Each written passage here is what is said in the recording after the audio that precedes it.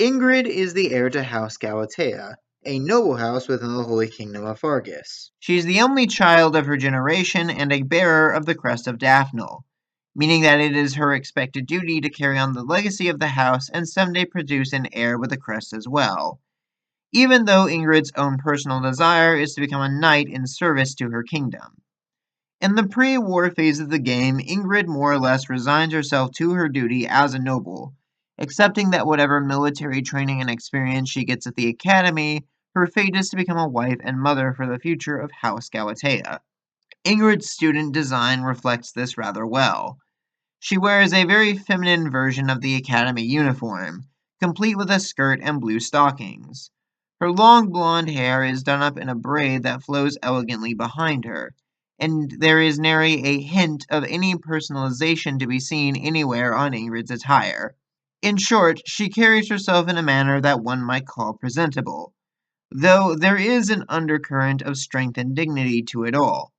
In fact, Ingrid actually has a little bit of a tomboyish attitude, and even shows a lack of knowledge in traditional feminine qualities like wearing makeup. When we leap into the war phase of the game, Ingrid gets herself quite a makeover.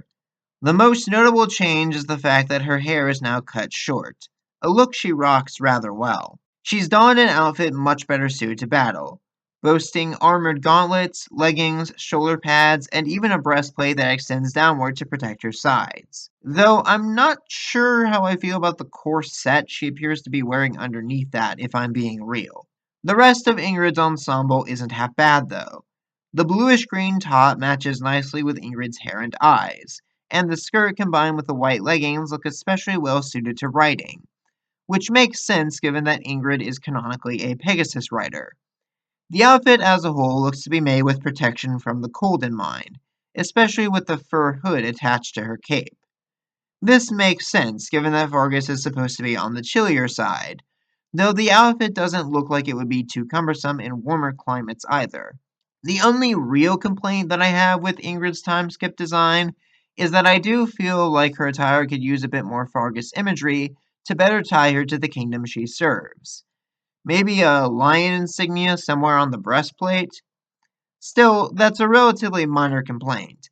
And as Ingrid looks at once both beautiful and fierce in this attire, finally living up to her dream of becoming a gallant knight, I really can't say that I would rank her design anything lower than an A. That applies to her student version as well.